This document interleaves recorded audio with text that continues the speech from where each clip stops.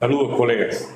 Soy el doctor Ernesto Flores Marrero, especialista en ortopedia y traumatología de la Clínica Central Cira García y consultor para cirugía de escoliosis del Hospital Pediátrico Docente William Soler.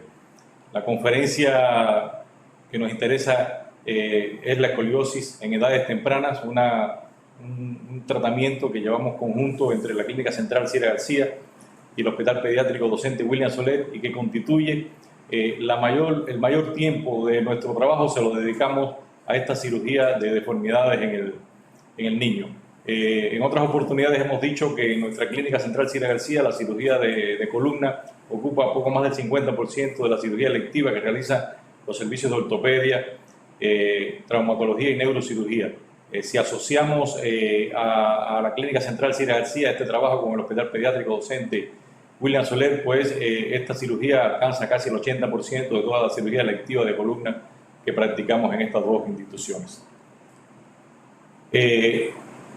¿Cómo conceptualizamos el concepto de escoliosis en edades tempranas, EOS, sus siglas en inglés? Pues bien, se define como una deformidad espinal diagnosticada antes de los 10 años de edad. Ahora, ¿por qué los 10 años de edad? No porque los 10 años sea un número que guste y que sea un número redondo para el niño, sino por una cantidad de variantes que van ocurriendo durante el crecimiento del niño que hace muy importante las deformidades que ocurren antes de esa edad. Los primeros 5 años de vida de un niño son un periodo crucial en el desarrollo del tórax y de su sistema respiratorio. Las escoliosis en edades tempranas no tratadas antes de los 5 años de edad van a causar un deterioro respiratorio significativo, no solo restrictivo, que es el que la mayoría de las escoliosis causa, sino también de tipo funcional.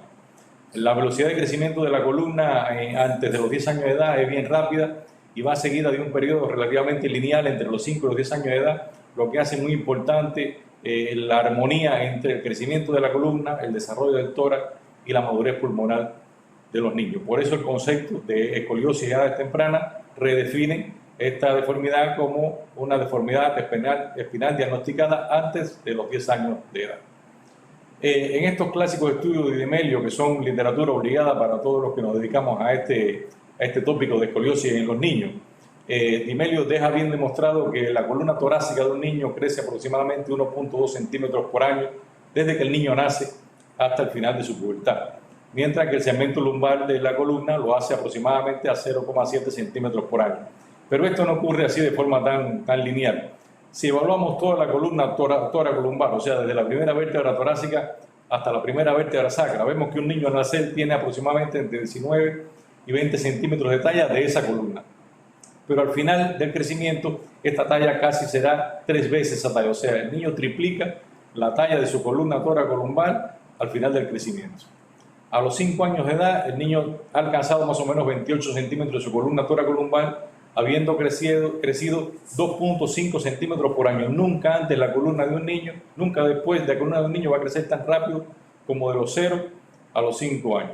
A la madurez esquelética, el niño va a tener un poco más de 45 centímetros de tamaño de su columna toracolumbar, con un crecimiento de 0.9 centímetros por año desde los 5 hasta los 10 años, y después de 1.8 centímetros desde los 11 años hasta el final de su pubertad.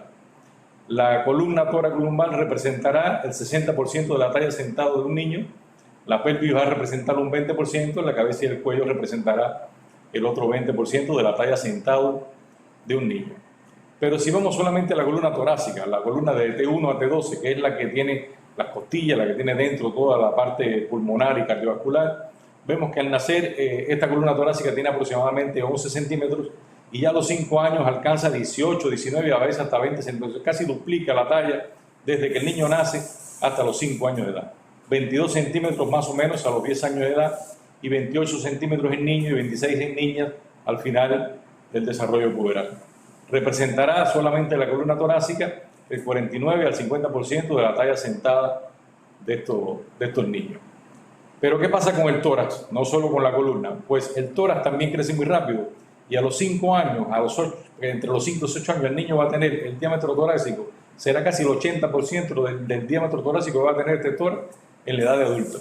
La madurez y el pulmonar y el desarrollo del tórax antes de los 5 años son importantísimos, van muy ligados al desarrollo del diámetro de este tórax, porque es lo que le causará la posibilidad de tener un buen volumen pulmonar a estos niños. Y por último, y también muy importante, el desarrollo alveolar del niño. Ustedes saben que el niño no nace con todos los alvéolos, el niño nace con unos 20 por 10 a la 6 alvéolos al nacimiento, y el niño va madurando esos alvéolos y aumentando el número de alvéolos desde que nace hasta los 8 años. El niño a los 8 años prácticamente tiene completo su desarrollo alveolar, tiene el 50% del volumen pulmonar, y como ustedes vieron en la gráfica de crecimiento de la columna, pues también tiene una columna que crece rápidamente. Por lo tanto, la armonía entre desarrollo alveolar, crecimiento de la columna y el tórax y volumen pulmonar es muy importante. Ustedes ven que entre 8 y 10 años prácticamente ya el niño ha alcanzado una importante talla en el crecimiento de la columna, como se ve en la gráfica discontinua de puntos rojos.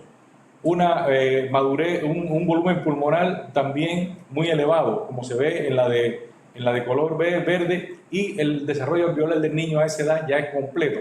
O sea que una escoliosis que cause un deterioro en el crecimiento de la columna, que cause un acortamiento del tórax, que deforme ese tórax, que no permite ese tórax lograr un buen volumen, pues estará causando una disminución importante del volumen pulmonar, una disminución del número y madurez del alveolo y una insuficiencia respiratoria que, si no se resuelve antes de los 10 años de edad, quedará para toda la vida. Después, el tratamiento de la escoliosis tendrá muchos fines estéticos, fines biomecánicos, pero no mejorará mucho la función cardiopulmonar del niño si demoramos el tratamiento.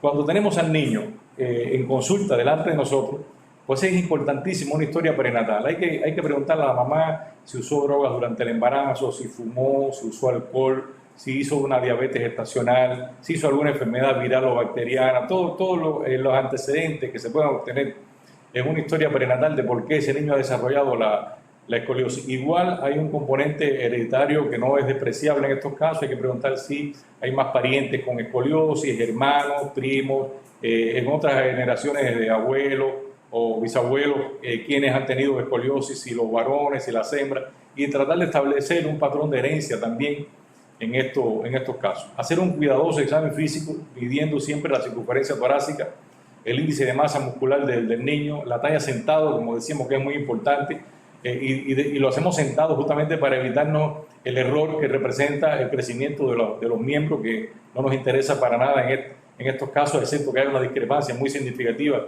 entre un miembro y otro. La presencia de reflejos neurológicos anormales que nos haga pensar en cualquier anomalía neurológica intrarraquídea, la presencia de lesiones cutáneas que nos pueda agrupar a este niño en algunos de los síndromes que se asocian a lesiones cutáneas, el estado del neurodesarrollo de este niño intelectual y muscular y funcional, y toda la información que nosotros podamos obtener en esta evaluación clínica para el niño es importante. Por supuesto, la evaluación imagenológica, importantísimo son las radiografías de columna, los espinogramas. Los espinogramas, hoy en día, con el uso de las radiografías digitales, nos permite obtener espinogramas bien útiles que antiguamente con las placas de acetato pues nos resultaban bastante difíciles obtener buenos espinogramas. Y como ustedes ven en la imagen, la radiografía debe incluir desde ambas cabezas del fémur, que se vean los cartílagos trirradiados, que se vean la cabeza del fémur, la pelvis, hasta la séptima vértebra cervical, para poder ver el balance de esa columna, si estaba compensada, si no están compensadas, establecer el ápice de una o todas las curvas que se presenten, establecer la línea sacra media para poder clasificar la curva y todo lo que podamos obtener allí. Y en la radiografía lateral, porque el plano sagital es muy importante en la escoliosis no la debemos ver nunca solamente en el plano coronal. En las escoliosis de edades tempranas es también obligatorio el empleo de la tomografía computarizada y de las imágenes por resonancia magnética por el alto índice de asociación a anomalías intrarraquídeas, diastematomielia, siringomielia, médula anclada, Arnold Chiari y otras lesiones intrarraquídeas que pueden estar asociados a la escoliosis. Y la tomografía nos permite la identificación mejor de patrones anómalos de formación vertebral, segmentación vertebral, los pedículos de esas vértebras, cómo están desarrollados para si es necesario hacer alguna instrumentación, qué pedículos podemos usar, qué pedículos no están disponibles para su uso todavía por su tamaño. Y todas esas cosas es importante en estos estudios. Estos estudios la radiografía, no la resonancia y la tomografía, que no hay que emplearla siempre, o sea, no hay que seguir evaluándola periódicamente, pero las radiografías sí no deben tener más de 6 meses entre un estudio y otro, y la evaluación de la madurez esquelética se debe hacer siempre que hagamos la evaluación del niño. ¿Cómo se clasifican las escoliosis en edades tempranas? Las escoliosis en edades tempranas se agrupan en cuatro grupos fundamentales. Las escoliosis congénitas estructurales, o sea, aquellas que tienen un déficit de cementación, de formación en la columna y que en la nomenclatura se señalarían con la letra C. Las escoliosis neuromusculares, ya sean de la primera neurona motora, de la segunda neurona motora, de distrofia muscular, y se identificarían por la letra M en la nomenclatura de la clasificación. Las sindrómicas, asociadas por supuesto a síndrome, como su nombre lo dice, y las idiopáticas, que serían las escoliosis idiopáticas infantiles y juveniles, y que en la nomenclatura se identificarían con la letra I. Y estos cuatro grupos etiológicos se agruparían también en cuatro grupos según el valor, la magnitud de la curva. Un grupo 1 de menos de 20 grados, un grupo 2 de 21 a 50, un grupo 3 de 51 a 90 y un grupo 4, que son las curvas más graves, mayores de 90 grados. Igual en el plano sagital, por eso decíamos que siempre es importante la obtención de la radiografía lateral, sería normosifótica, aquella columna que tenga entre 21 y 50 grados de sifosis, con un signo de menos, aquella que tenga menos de 20 grados de sifosis, y con un signo de más, la que tenga mayor de 50 grados de sifosis. Como variable opcional a la clasificación está el modificador de progresión. El modificador de progresión lo llamaríamos P0, aquel modificador de progresión donde se espere una progresión de menos de 10 grados por año, un P1 donde se espere una progresión de la curva entre 10 y 20 grados por año, y un P2 donde se espere una progresión de la curva mayor de 20 grados por año. Este modificador de progresión se obtiene al COP del momento en que estamos consultando, o sea, al COP del tiempo 2, le restamos el COP del tiempo 1, que fue la consulta anterior a la que estamos viendo, lo multiplicamos por los 12 meses del año y lo dividimos por esta variable, por esta recta, y obtendremos un índice que sería el que nos daría el pronóstico de hasta dónde podríamos esperar progresión o no en esa escoliosis de ese niño. Un ejemplo, tenemos un niño que lo estamos viendo en este momento en consulta, estamos viendo que tiene 30 grados medidos por el método de COP. Hace 6 meses atrás tenía 15 grados, o sea, la diferencia de la recta entre uno y otro fue de 15 grados por los 12 meses del año, da un valor de 180, y si lo volvemos a dividir por estos 15, nos da un índice de 12 grados. Este niño estaríamos clasificándolo como un modificador de progresión P1, que es aquel que va desde los 10 hasta los 20 grados. Por lo tanto, en este niño podemos esperar que en el próximo año nos progrese más de 10 grados y menos de 20 grados. Y a la hora de establecer una conducta o de ver si podemos esperar o no podemos esperar para tratamientos quirúrgicos, pues es importante definir este modificador de progresión. Vamos a la historia natural de cada uno de estos grupos etiológicos de la clasificación. La historia natural de la escoliosis idiopática infantil, que es la idiopática más importante dentro del grupo idiopático. Pues aquí tenemos que son curvas generalmente torácicas izquierdas, muy infrecuente comparado con la mayoría de las curvas torácicas derechas que vemos en las escoliosis idiopáticas del adolescente, que es la escoliosis que más vemos en consulta. Hay 3 varones por cada 2 niñas que sufren escoliosis, muy diferente a la escoliosis idiopática de adolescente, donde hay 7 y hasta 10 niñas por cada varón.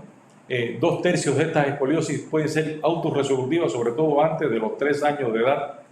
Y las niñas que se presentan con curvas torácicas derechas, que para esa edad son patrones de curva poco frecuentes, pues tendrán un pronóstico peor que las que no se presentan con este tipo de curva a la hora de esperar una autorresolución de esta escoliosis.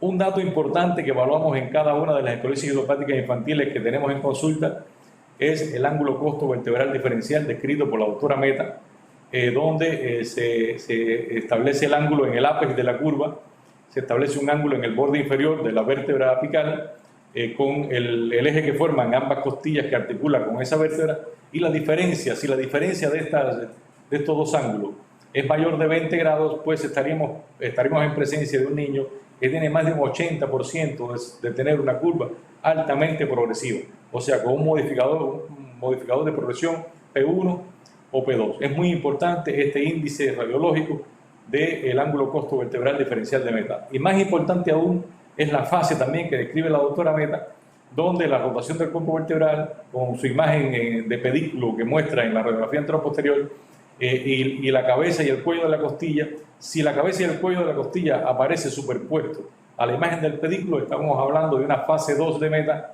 y es inminente esperar una alta progresión en estos niños. O sea que con niños con una fase 2 de Meta o una fase 1 de Meta, pero con un ángulo costo-vertebral diferencial mayor de 20, esperemos que ese niño va a tener una alta probabilidad de progresión, y rara vez esperemos que eso sea una escoliosis autorresolutiva. Una escoliosis autorresolutiva antes de los 3 años de edad casi nunca se presenta, ni con una fase 2 de Meta, ni con un ángulo costovertebral de Meta diferencial mayor de 20. Por ejemplo, esto es un niño que se vio por primera vez en consulta. Ustedes ven con una escoliosis que prácticamente uno podría no darle importancia. Sin embargo, vean que hay una discrepancia importante entre los ángulos costovertebrales de un lado y del otro. El plano sagital hay una hipocifosis. Estos son escoliosis, estos son columnas que tienen un mal control rotacional, y son escoliosis que progresan, como se ve después en la foto C, donde ya la escoliosis es mayor. Y obviamente, si se hubiera seguido este niño sin tratar, este niño pues hubiera seguido ganando en magnitud de la curva. La historia natural del segundo grupo, del grupo de las congénitas. Bueno, aquí la historia natural en el grupo de las congénitas es una historia natural bien esperada. ¿Por qué? Porque el patrón de progresión o no de la escoliosis congénita lo da su propio patrón estructural. O sea, ¿qué tenemos en la escoliosis congénita?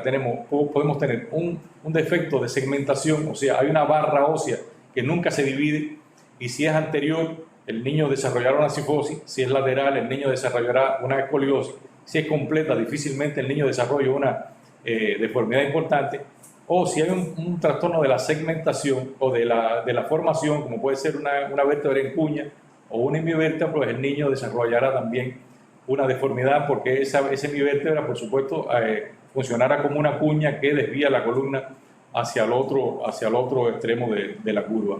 La combinación, por supuesto, de un defecto de formación con un defecto de segmentación contralateral sería el peor pronóstico de todo. En esta tabla, que hace un resumen de eso, ustedes ven cómo la combinación de barra ósea no segmentada contralateral con una barra ósea no segmentada con una hemivértebra contralateral es la que se espera el mayor pronóstico de progresión. Más de 10 grados incluso se asienta en la unión tóraco-lumbar. De 5 a 6 grados al menos si está en la columna torácica superior. O sea que esta combinación, rara vez el niño no tendrá que ir a una cirugía en edades muy, muy tempranas. En segundo orden de progresión estaría la barra no segmentada unilateral, y en tercer orden estaríamos hablando de una hemivértebra doble, sin fallos de segmentación contralateral. Estos tres columnas, que son las 3 columnas de la derecha, estamos hablando de los patrones estructurales que más progresan en la escoliosis congénita, que sí son más fáciles de definir que en el resto de las escoliosis. Acá tenemos un paciente nuestro, una niña que tiene, ustedes ven, la flecha señala una hemivértebra, pero ustedes ven que a pesar de que la hemivértebra causa una gran desviación de la vértebra de encima, el resto de la columna sigue estando bastante derecho. Por lo tanto, esos son columnas que, con mucho cuidado, evaluándola cada 6 meses y haciendo un control estricto del niño, podemos garantizarle un buen crecimiento sin tener que hacer cirugía en edades tan tempranas. Pero esto lleva mucha conversación con la familia, mucho apoyo familiar y una muy buena relación del médico con la familia y el paciente. Uno empieza a atender a estos niños con 1 año, 2 años de edad, y a veces los deja de atender a los 16 o los 17 años de edad. Prácticamente es un paciente toda la vida. Ya esto es un caso más grave, una niña que tiene una cifoescoliosis severa. Ya estos casos tratamos de que los niños no lleguen a esta magnitud, porque entonces ya tenemos que llegar a cirugías muy avanzadas. Ustedes vean la deformidad fundamentalmente cifótica que tiene esta niña. La escoliosis no es tan grande, pero la cifosis es muy marcada. Vean en la radiografía anteroposterior que la escoliosis no es una gran escoliosis, pero sin embargo en la vista de la derecha sí hay una cifosis angular muy, muy importante. Ya esta niña ya con dolores y manifestaciones importantes. La tomografía con su reconstrucción muestra esa tremenda deformidad, con una deformidad angular bien peligrosa a la hora de hacer la corrección quirúrgica. Esta es una reconstrucción lateral de esa columna. Y esta niña, por supuesto, no queda otro remedio que ir a cirugías grandes, demandantes, bien complicadas, que por suerte en nuestras instituciones hay la forma de utilizar implantes de últimas generaciones, utilizar en algunos casos la neuronavegación para la colocación de implantes, hacer un monitoreo neurofisiológico para evitar que el niño tenga importantes accidentes neurológicos durante la cirugía. Y es una cirugía bien demandante que requiere de una alta especialización y de una alta tecnología en estos centros que se realizan. Esta niña se hace toda una vertebrectomía, una reconstrucción completa de la vértebra, la sustitución por un cage de titanio y bueno, la instrumentación con barras y tornillos de titanio. Son las imágenes posoperatorias de esta niña. Esta niña, debo decir, que es un caso del profesor Alfredo Izquierdo, el profesor español, un amigo de Cuba, expresidente de SILACO, de la Sociedad Ibero-Latinoamericana de Columna, que tuvimos la suerte de tener algunas veces en nuestro país en cursos con nosotros y aquí trabajando, enseñándonos a nosotros, y gracias a él, pues algunos de estos casos son una experiencia importante para nuestro grupo de trabajo. Estas son las reconstrucciones tomográficas y la imagen postoperatoria de la niña, por suerte con toda su integridad neurológica, sin problema ninguno. Las escoliosis del grupo neuromuscular. Bueno, aquí la historia natural sí es menos entendida. ¿Por qué? Porque los desórdenes neuromusculares pueden ser muy heterogéneos. Puede haber sido una parálisis cerebral infantil, puede haber sido una poliomielitis, puede haber sido una distrofia muscular progresiva, puede ser una atrofia muscular espiral. Todos desórdenes neuromusculares diferentes de etiología, con diferente daño neurológico muscular y que causan diferentes patrones de curva, y todos muy progresivos. Sí tienen cosas en común.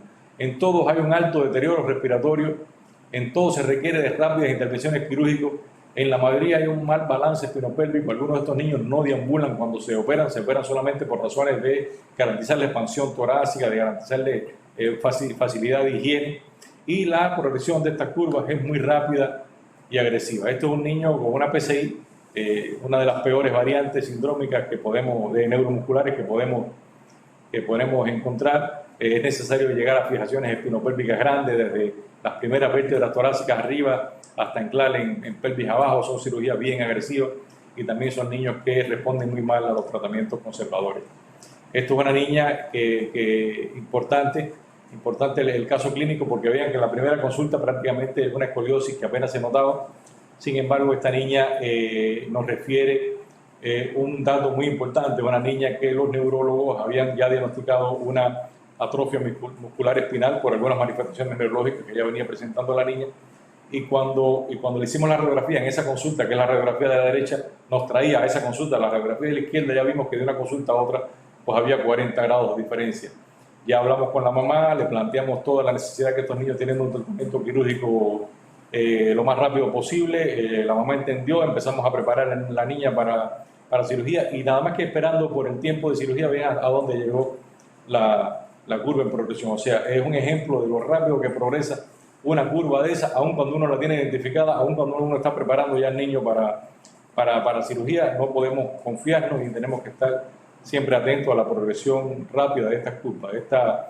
Aquí utilizamos una combinación de tornillos con alambres sublaminares, que en las escoliosis neuromusculares nos va muy bien. En nuestros países de América Latina, que obviamente no tenemos el desarrollo económico de otros países del primer mundo, donde toda esta instrumentación puede hacerse full pedicular y poner 20, 22 tornillos en cada vértebra con un valor de más de $200 por tornillo, pues nosotros acá empleamos mucho la combinación de tornillos con alambres sublaminares. Hacemos un híbrido bastante eficiente y no tan costoso como en otros países. Obviamente esto es una técnica que hay que evaluar bien en qué niño se puede usar y en qué niño que no, y el niño que lleve una instrumentación full pedicular, bueno, pues hay que hacerla a pesar de los costos de la cirugía, porque aquí lo más importante es la vida y la calidad de vida del niño. Pero tenemos dos publicaciones en la revista de Ciencias Médicas de la Universidad de Cienfuegos, Medisur, se llama esa revista, en conjunto, en la Clínica Cira García, el Hospital Gustavo Valdereguía Lima de Cienfuegos y el Hospital Pediátrico Docente William Soler, con más de 100 casos operado con estas técnicas y muy buenos resultados. Esas publicaciones las pueden encontrar en los años 2000 y 2019, 2020 y 2019 en los volúmenes de esa revista que mencionamos. Esta es la foto clínica de la niña después de la cirugía, una muy buena compensación, prácticamente sin giba y con mucha calidad de vida a pesar de su enfermedad de base, que bueno, desgraciadamente la cirugía no puede modificar su enfermedad de base, pero le garantiza mucha calidad de vida a la niña. Y por último, las sindrómicas. Las sindrómicas, igual que las neuromusculares, pues hay muchos grupos etiológicos. O sea, depende del síndrome, pues va a coincidir mucho la historia natural de la enfermedad con el síndrome que le da origen. También tienen en común una rápida progresión, tienen en común que muchas de estas curvas son bien rígidas, hay muy mala calidad ósea asociada a algunos de estos síndromes y hay muy mala respuesta al tratamiento conservador, o sea, al tratamiento no quirúrgico en esta escoliosis sindrómica. Esto es una niña con un síndrome de Marfan típico, con una de estas niñas de extremidades largas, de hiperlaxas, que tienen todas las características del síndrome de Marfan, son curvas grandes, son curvas rígidas, que progresan rápido, se asocian mucho a malformaciones, a anomalías cardiovasculares, oftalmológicas, niños que llevan un chequeo preparatorio grande. A todos estos niños le hacemos ecocardiograma, ultrasonido, lo consultamos con varias disciplinas médicas antes de ir al quirófano. Ven el patrón de curva, igual una combinación híbrida y con bastante buenos resultados estéticos en esta niña después de la cirugía. Y bueno, la clásica manifestación de Marfan en estos niños con las extremidades largas. Recordar que estos niños, si abren los brazos, la talla transversa de sus brazos va a ser más que su talla longitudinal. Es una de las características típicas del síndrome de Marfan. Esto es un caso que ojalá no les toque nunca tratar, una neurofibromatosis, una columna que prácticamente parece que está fracturada en dos, una niña que ya nos llega parapléjica al hospital William Soler. Esa es una reconstrucción en la tomografía axial de ese hospital y esa niña, pues bueno, quedó una amplia laminectomía, resección de parte del neurofibroma que quedaba intrarraquídeo, una instrumentación de Luque y al menos esta niña garantizó recuperar toda su movilidad. Esta niña hoy en día camina, corre, juega y tenemos pendiente la cirugía por vía anterior de esta deformidad, porque esta deformidad es por neurofibromatosis, como le decimos, tiene muy mala calidad ósea, se acompaña de muchos cambios distróficos y solamente esta instrumentación posterior no va a ser útil para garantizarle calidad de vida a esa niña. En un futuro eso se va a aflojar, va a perder corrección y antes de que eso ocurra hay que hacerle la adición de la instrumentación anterior. Ya tenemos programada esta niña para su segundo tiempo quirúrgico, pero es una niña que ahora mismo ya está neurológicamente íntegra. El tratamiento no quirúrgico de las escoliosis. Bueno, el corsé para curvas de poca o mediana progresión, o sea, factores de modificador P0 o P1 sería la indicación más frecuente. El yeso es el método más fácil de aplicar para estos niños pequeños y siempre me detengo cuando hablo de yeso. Yeso para escoliosis en edades tempranas. El empleo de yeso en otras curvas ya de niños más grandes, pues no compartimos ese tratamiento y desgraciadamente a veces todavía vemos el empleo de yeso en niños más grandes donde no va a ser útil ese yeso. Una de las cuestiones negativas del yeso es que requiere de seriadas anestesias, o sea, cada 8 o 12 semanas estos yesos hay que estarlos cambiando, son niños que hay que estar sedando para hacer esos cambios de yeso. Estamos hablando de niños de 2 años, 3 años de edad.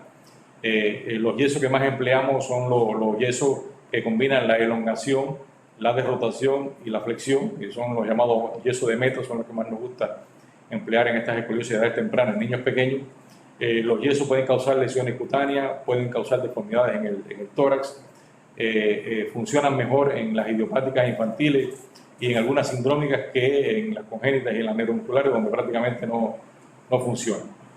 En escoliosis que no son idiopáticas, por lo menos a veces no lo utilizamos en aras de ganar tiempo, en la técnica de comprar tiempo que se llama, que es al menos lograr 2 años o 3 años de crecimiento en niños sin tener que hacer la fusión espinal, y entonces empleamos el yeso, siempre explicándole a los padres que el yeso no va a ser la solución de esa curva, que el yeso va a ser una opción para que el niño vaya creciendo y poder hacer la cirugía con el niño un poquito más grande. La clásica indicación del yeso estaría en escoliosis en edades tempranas, idiopáticas y sindrómicas, repito, mayores de 25 grados, pero menores de 50 en el método de Koch. Nosotros no lo empleamos ya casi nunca en curvas mayores de 40 o 45 grados, no esperamos a 50 grados ya para el tratamiento quirúrgico. O sea, estamos hablando de curvas tipo 2 en la magnitud de la curva, en la clasificación que le mostrábamos al inicio. Normosifóticas mejor que si fueran hipo o hipersifóticas, y con un factor de progresión que esté en P0 o P1, o sea que no sean curvas que se espere una progresión tan rápida de ella. Esa es una muy buena indicación de un yeso. Obviamente el yeso, la indicación de yeso se puede forzar un poquito más o menos en otras indicaciones, pero esta indicación es la mejor de todas, donde más podemos esperar de un yeso. Las indicaciones quirúrgicas estarían dadas por curvas progresivas sin respuesta al tratamiento conservador. Tradicionalmente, como les decía, ya a más de 45 grados estamos evaluando los tratamientos quirúrgicos. Los esqueletos inmaduros, ya estamos hablando de un signo de Riesel de 0 o 1 en la cresta ilíaca, una inmadurez esquelética importante. Y para barras de crecimiento, esperar a curvas más o menos entre 50 y 60 grados y que los niños tengan entre 8 y 10 años, porque ya necesitamos una estructura ósea que permita el anclaje de tornillos, ganchos, otro tipo de implantes que en los niños más pequeños no se pueden emplear, y para utilizar barras de crecimiento, pues entonces es más difícil.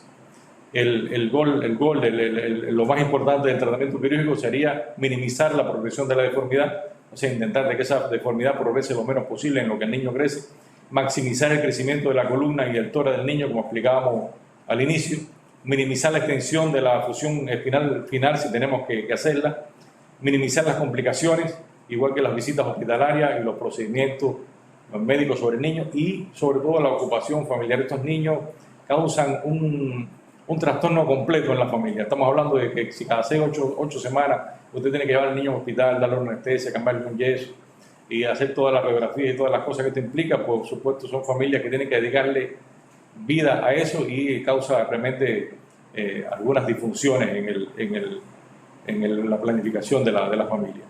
Y la no fusión de la columna en crecimiento sería lo que intentarían por todos los medios de lograr. Para operar una columna de edad temprana, ¿de qué disponemos? Pues disponemos de técnicas de distracción, que ahí tenemos el clásico barra de Harrington o los híbridos con ganchos. Las barras de control magnética, que son barras muy modernas, muy caras, muy costosas. Todavía en Cuba no disponemos de este tipo de barras. Se colocan en el niño y después ya todo el crecimiento se hace por control magnético externo, o sea, no hay que invadir de nuevo al niño, y cada vez que el niño necesita darle crecimiento a la barra, pues se le hace de forma mecánica, sin necesidad de visitas periódicas al quirófano.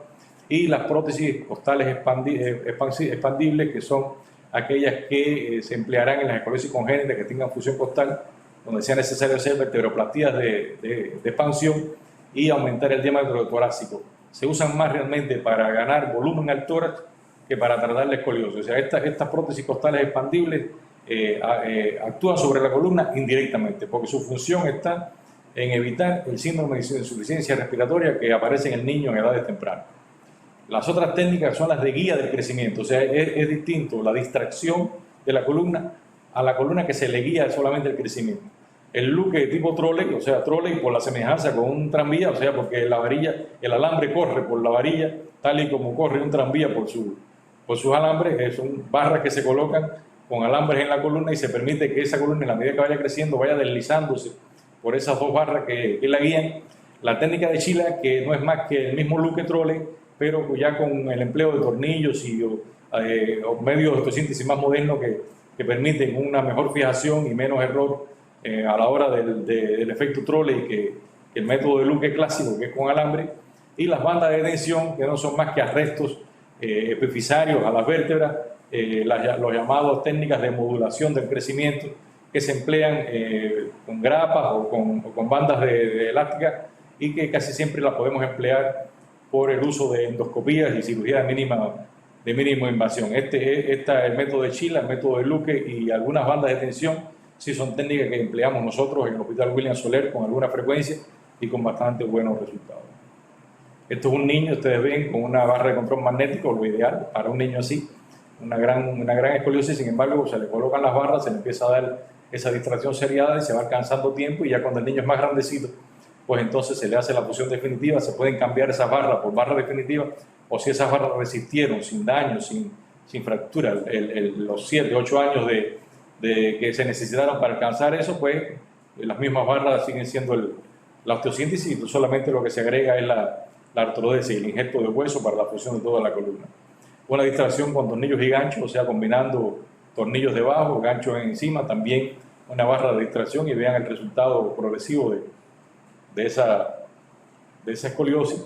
El uso de prótesis costales expandibles. Estas prótesis pueden ser, como ustedes ven ahí, costocostales o espinocostales, o sea, pueden tener anclaje lumbar y arriba costal, o pueden ser de costilla a costilla, incluso pueden ser de pelvis a costilla, en algunos casos neuromusculares más severos, y se emplean, como ya decíamos, sobre todo en niños con escoliosis congénita, fusión costal, y donde es necesario pues hacer una toracoplastía de expansión para darle a ese tórax capacidad para que ese pulmón, esos alvéolos se desarrollen, y son técnicas que se empiezan a emplear en niños desde bien temprana edad, desde bien chiquiticos ya empezamos con esas técnicas. Las barras de control magnético, bueno, ya decíamos, muy buenas. Realmente al final del tratamiento, si usamos una técnica de distracción convencional, usamos una técnica de distracción por barra de control magnético, no hay mucha diferencia, no son significativas las diferencias en la obtención de la corrección con una técnica o en la otra. Lo significativo está en que con una técnica de distracción el niño tiene que estar yendo 6 hasta 7 veces a quirófano en lo que dura el tratamiento, mientras que con las barras de control magnética eso baja menos de la mitad, a veces hasta 1 o 2 visitas máximo después, y no hay necesidad de estar llevando tanto ese niño a quirófano. Este es el método de Chila. Esto sí lo empleamos mucho ya en niños más grandecitos, 8 años, 9 años, que permite el empleo de tornillos. Nos gusta mucho, un método que da muy buenos resultados. Nos permite incluso de inicio, en el ápice de la curva, pues ya hacer algunas fusiones limitadas, algunas osteotomías, si queremos lograr correcciones desde un inicio, y el resto de la corrección la logramos con el crecimiento residual que va haciendo el niño. Se fijan los tornillos del centro, son tornillos fijos a la barra no crece por los tornillos, pero los tornillos de los extremos permiten que la barra crezca por dentro del tornillo, o sea, se deslice. El tornillo tiene un ánima, un hueco, y la barra corre por ese tornillo, por eso se deja, por ejemplo, como ustedes ven en la parte de abajo de la radiografía, que hay un pedazo de barra todavía largo por debajo del tornillo. Eso permite que todavía esa barra puede crecer hasta que llegue la punta de la barra, llegue a donde están los tornillos más caudales que están colocados, y se va ganando tiempo sin necesidad de ir llevando al niño a quirófano de manera seriada. Pero bueno, sí se requiere de que ya el niño sea un poquito más grande y tenga pedículos y vértebras de un tamaño suficiente que permita el anclaje de esos tornillos, que son tornillos de 3.5, a veces de 4.0 milímetros, ya son tornillos de un diámetro considerable. Un algoritmo general, muy general: si tenemos escoliosis severa, más de 60 grados, idiopática o sindrómica, por supuesto barras de crecimiento, como ven en la extrema derecha.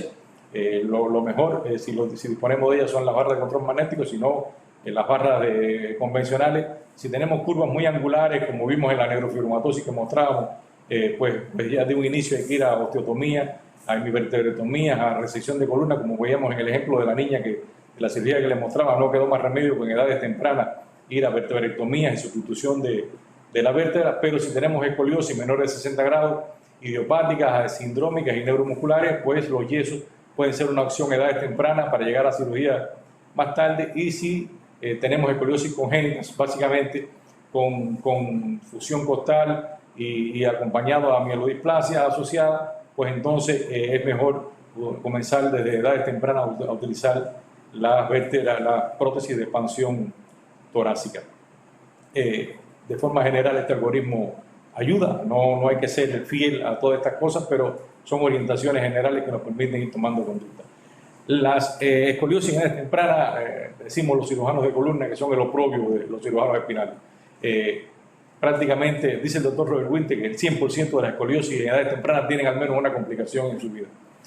Las de la piel son las más frecuentes, con mucho 27% de lesiones en la piel ocurren si se emplea una barra única, 10% si se emplea una barra doble, 26% si la barra que se emplea es subcutánea, 10% si se pone un poquito más profunda y se pone submuscular, 24% más de complicaciones después de cada proceder. Decíamos que a veces son 6 y 7 procedimientos los que necesita este niño en su vida. Mientras más procedimientos vaya, más probabilidad de complicaciones sépticas puede ocurrir en esa piel, 15% de rotura de los sistemas, 11% de infecciones profundas, hasta 33.8 meses después de la cirugía inicial pueden estar ocurriendo estas infecciones profundas, 13.6% de infección si se usan barras y tornillos de acero, un poquito menos si se usa el titanio. Todos sabemos ya por los estudios que hay modernos muy últimamente que el microfilm es la película esa que los gérmenes crean alrededor de los implantes, pues el acero se defiende menos de este microfilm de la bacteria que el titanio. El titanio un poquito menos de infección que en el acero, igual que también menos de rechazo quirúrgico y demás. Y más de un 50% requiere de retiro de implante. Hasta el 60% requiere de retiro parcial del implante y el 40% requiere de retiro total del implante antes de que terminemos el tratamiento, y a veces infelizmente no podemos terminar el tratamiento. Vean ustedes, por ejemplo, esta barra ahí prácticamente a flor de pie, son barras, les repito, son barras de perfiles grandes. Aun cuando el perfil sea el más pequeño que se puede usar en un niño, el tornillo tiene que tener un mínimo de perfil para lograr cierta resistencia mecánica. Y a veces el niño tiene 4 o 5 años y aún por pequeño que se intente diseñar el tornillo, pues no logramos que la cobertura cutánea del niño permita que eso ocurra bien, y entonces pueden suceder estas complicaciones. Como un mensaje para llevar a casa, pues el principio del tratamiento es mantener el crecimiento fisiológico de la columna y el tórax todo lo que podamos.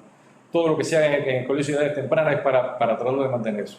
Hay que saber que es un curso y un tratamiento peligroso y que requiere de una decisión familiar muy importante. Hay que darle mucha participación a la familia de cada uno de estos procedimientos, porque son procedimientos que van cambiando durante la vida. No es como en otros casos que uno habla con el familiar de llevar al niño a una cirugía, con los riesgos o no que pueda tener esa cirugía. Aquí vamos a llevar al niño a una serie de procedimientos que no sabemos cuántos van a ser, si van a ser 4, 5, 6, y qué complicaciones se pueden presentar en cada uno de ellos, y qué esperar de cada uno de estos procedimientos en cada momento que se haga. Y un cuidadoso análisis de cuándo hacer la fusión definitiva, porque cuando hagamos la fusión definitiva, por supuesto, vamos a restar el crecimiento de esa columna y vamos a impedir que esa columna siga creciendo con la consecuencia de esto. En general decimos que las escoliosis de edades tempranas son curvas muy peligrosas, y ponemos hasta nuestra señalita de tránsito allí para hacer bien claro este mensaje. Muchas gracias. Esta es la conferencia que teníamos de escoliosis en edad temprana. Nuestro correo de Infomed, nuestro correo del Servicio de Cirugía de la Clínica Central Cira García, para cualquier información, cualquier ayuda que podamos brindarle a su disposición. Muchas gracias.